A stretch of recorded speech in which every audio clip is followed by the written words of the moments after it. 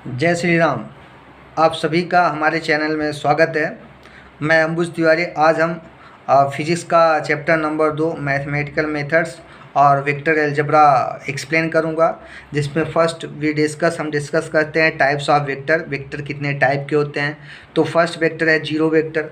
तो zero vector क्या होता है? ऐसा वेक्टर जिसका मैग्नीट्यूड जीरो हो और उसका एक पर्टिकुलर डायरेक्शन हो, आर्बिट्री डायरेक्शन, मतलब डायरेक्शन चेंज हो सकता है, आर्बिट्री डायरेक्शन हो, उसको हम बोलते हैं zero vector. A vector which has zero magnitude and with the particular direction in bracket arbitrary direction होना चाहिए, it is denoted by vector zero.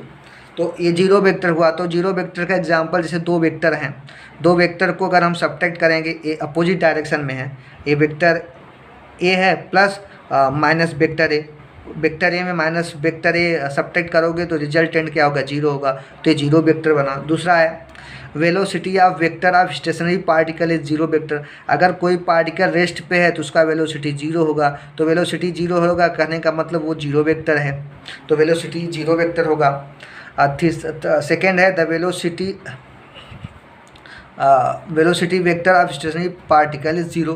Third है the acceleration vector of an object moving with uniform velocity is zero. अगर कोई भी object है जो uniform velocity से move कर रहा है, तो यूनिफॉर्म वेलोसिटी से मूव कर रहा है, इसका मतलब वेलोसिटी टाइम के साथ चेंज नहीं होता, मतलब एक्सीलरेशन जीरो है, तो उसका एक्सीलरेशन जीरो वेक्टर बनेगा। यहाँ पे वो जीरो वेक्टर हुआ। अब नेक्स्ट है रिजल्टेंट वेक्टर। ये वेक्टर क्या होता है? जब दो या दो से अधिक वेक्टर का वेक्टर को कंबाइन करके हम एक सिंगल वेक्टर बनाते हैं, और सिंगल वेक्टर का जो इफेक्ट होता है वो जितने वेक्टर हैं, ऑल द वेक्टर्स जो वेक्टर हैं उनके एक साथ लेने पे जो इफेक्ट होता है वही उसका रिजल्टेंट इफेक्ट देता है, तो उसको हम रिजल्टेंट वेक्टर बोलते हैं। The resultant of two or more vectors is defined as that a single vector which is produced the same effect as produced by all the vectors together. मतलब कि दो या दो से अधिक अगर वेक्टर हैं तो उनका रिजल्टेंट वेक्टर एक वेक्टर होगा जो सेम इफेक्ट प्रोड्यूस करता है, कि जैसे सभी वेक्टर मिलके जितना इफेक्ट प्रोड्यूस करेंगे उतना वो रिजल्टेंट वेक्टर अकेले ही उतना ही इफेक्ट प्रोड्यूस करेगा, तो हो गया रिजल्टेंट वेक्टर। नेक्स्ट है निगेटिव वेक्टर। अब निगेटिव वेक्टर क्या होता है? अगर कोई वेक्टर है उसका नेगेटिव वेक्टर क्या होता है? उस वेक्टर के मैग्नीट्यूड के बराबर बट डायरेक्शन अपोजिट होता है। A negative vector of a given vector is a vector of same magnitude but directed opposite to that of given vector. मतलब अगर एक वेक्टर दिया गया है तो उसका नेगेटिव वेक्टर क्या होगा? उस वेक्टर का नेगेटिव वेक्टर का जो मैग्नीट्यूड होगा वो उसी गिवन वेक्टर के मैग्नीट्यूड के बराबर होगा, लेकिन डायरेक्शन अपोजिट होगा। जैसे the vector B is said to be negative with respect to vector A. Vector A का वेक्टर बी निगेटिव वेक्टर होगा जब if it has the same magnitude of as vector A. जैसे vector A का जो magnitude होगा वही magnitude vector B का होगा, but the direction is opposite to the that of vector A. मतलब डायरेक्शन क्या होगा? वेक्टर ए के अपोजिट में होगा। अब नेक्स्ट है अपना पोजीशन वेक्टर। पोजीशन वेक्टर क्या होता है? वो यह एक टाइप का वेक्टर है जो किसी भी पार्टिकल का पोजीशन बताता है with respect to the origin. मतलब एक कार्टेशियन कोऑर्डिनेट्स के रिस्पेक्ट में, रिलेटिव में किसी भी पार्टिकल का जो पोजीशन बताता है उसको हम पोजीशन वेक्टर बोलते हैं। A vector which gives the position of a particle at a point with respect to the origin of chosen coordinate system। हम एक कोऑर्डिनेट सिस्टम सेलेक्ट करेंगे और उसके ओरिजिन के रिलेटिव में उसके ओरिजिन के रिलेटिव में जो पार्टिकल का पोजीशन होगा उसको हम पोजीशन वेक्टर कहते हैं। तो यहाँ पे हमने क्या किया कि थ्री डायमेंशनल कोऑर्डिनेट सिस्टम लिया जिसका ओरिजिन ओ है, ये एक्स एक्सिस है, ये ऊपर की तरफ वाई एक्सिस है, जेड एक्सिस है, इसका डायरेक्शन आई एक्स का डायरेक्शन आई कैप से रिप्रेजेंट होता है, वाई एक्सिस का डायरेक्शन जेड कैप से, और जेड एक्सिस का डायरेक्शन के कैप से रिप्रेजेंट होता है। और यहाँ स्पेस में एक पॉइंट पी है और पी का ओरिजिन से पोजीशन वेक्टर आर है, तो वेक्टर आर की वैल्यू होगा X I cap plus Y J cap plus Z cap. मतलब ये एक्स कंपोनेंट आर का एक्स कंपोनेंट है, मैग्नीट्यूड है, और डायरेक्शन आई कैप है। ये जो है वाई कंपोनेंट है, direction Y component Z cap है, और ये जेड कंपोनेंट है वेक्टर आर है, तो तीनों का सम पोजीशन वेक्टर आर बनता है। ये पोजीशन वेक्टर आर बना। नेक्स्ट अपना है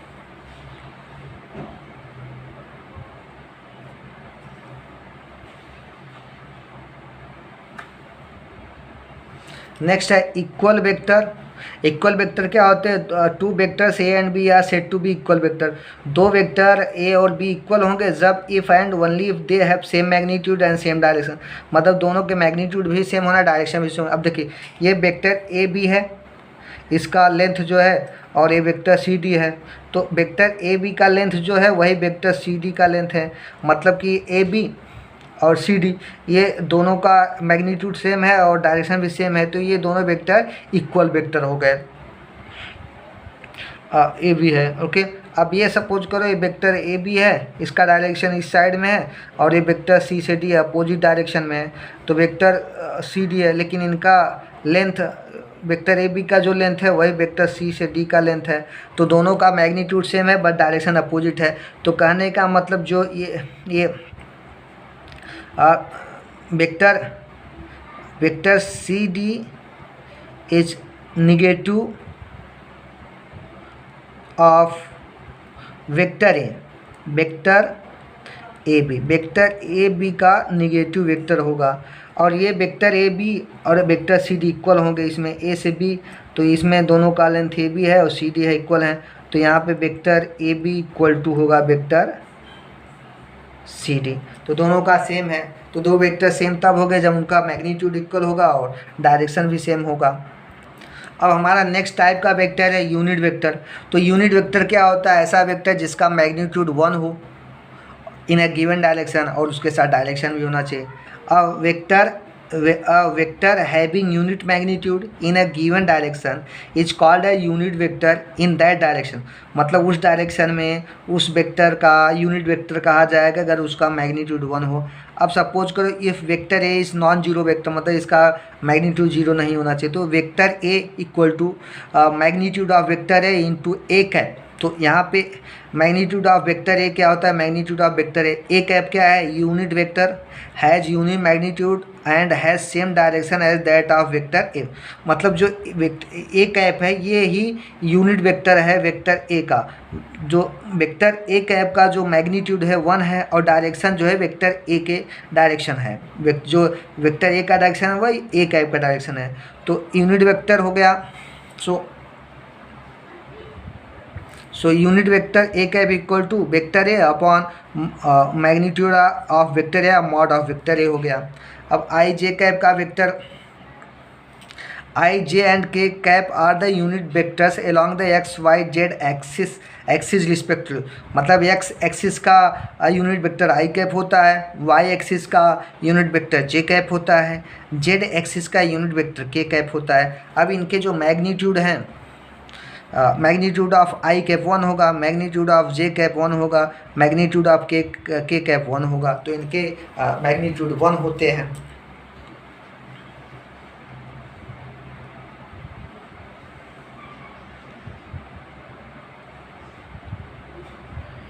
नेक्स्ट है हमारा फ्रेम ऑफ रेफरेंस।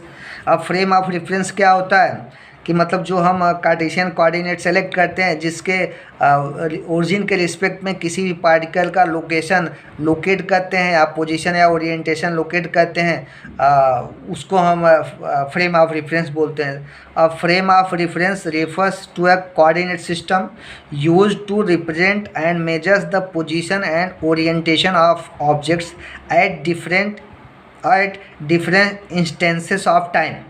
मतलब कि फ्रेम ऑफ रेफरेंस क्या होता है? ये एक कोऑर्डिनेट सिस्टम भी है, ये 2 डायमेंशनल हो सकता है, 3 डायमेंशनल कोऑर्डिनेट सिस्टम है जिसका उपयोग हम जो which is use to represent, जो जिसका हम किसी भी पार्टिकल का पोजीशन और ओरिएंटेशन, डायरेक्शन, ओरिएंटेशन मतलब घुमाव, एंगल, पोजीशन और एंगल मेजर करने के लिए प्रयोग करते हैं at different instances of time, different time पे।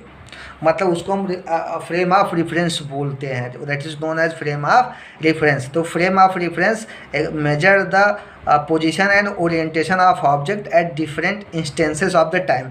टाइम के डिफरेंट वैल्यू पे किसी भी ऑब्जेक्ट का पोजीशन और ओरिएंटेशन मतलब एंगल फाइंड करता है।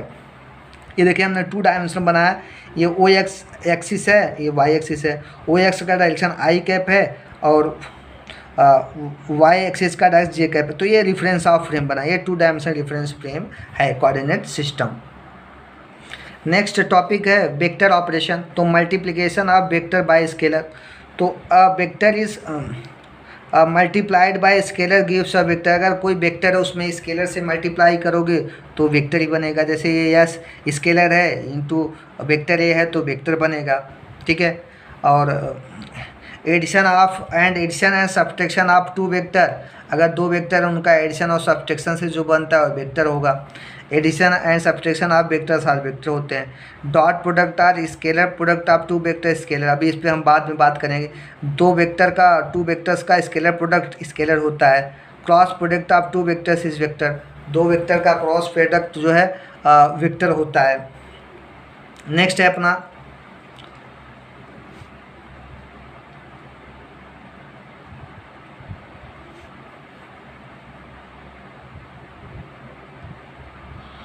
नेक्स्ट है कंपोजिशन ऑफ वेक्टर। तो कंपोजिशन ऑफ वेक्टर क्या है कि जब 2 या 2 से ज़्यादा वेक्टर का रिजल्टेंट फाइंड करने का जो प्रोसेस होता है उसको हम कंपोजिशन ऑफ वेक्टर बोलते हैं, that is known as composition of vector. The process of finding the resultant of 2 और more vectors is called composition of vector. जब 2 या 2 से ज़्यादा वेक्टर का रिजल्टेंट फाइंड करने का जो हम प्रोसेस अप्लाई करते हैं वो है, उसको हम कंपोजिशन ऑफ वेक्टर्स बोलते हैं। एडिशन ऑफ द वेक्टर्स और सब्ट्रैक्शन ऑफ वेक्टर। तो एडिशन ऑफ वेक्टर में क्या होता है, हम उसी वेक्टर को ऐड या सब्ट्रैक्ट करते हैं जो सेम टाइप का होगा, मतलब एक ही वो सेम फिजिकल क्वांटिटी होगा। Only the vector of same physical quantities और same type can be added और सब्ट्रैक्टेड। मतलब एक ही प्रकार के फिजिकल क्वांटिटी को वेक्टर के फिजिकल क्वांटिटी को जोड़ा या घटाया जा सकता है, ऐड किया जा सकता है, सब्ट्रैक्ट किया जा सकता है। एग्जांपल जैसे velocity vector v1 and velocity vector v2 can be added to give the resultant velocity v। मतलब कि वेक्टर v1 और वेक्टर v2 को ऐड किया जा सकता है क्योंकि दोनों वेलोसिटी वेक्टर फिजिकल क्वांटिटी एक ही है। तो vector resultant vector v equal to vector v1 plus vector v2। अभी इसी प्रकार जो है फोर्स है, बट फोर्स जो है फोर्स फिजिकल क्वांटिटी डिफरेंट है। Force F can not be added to velocity v।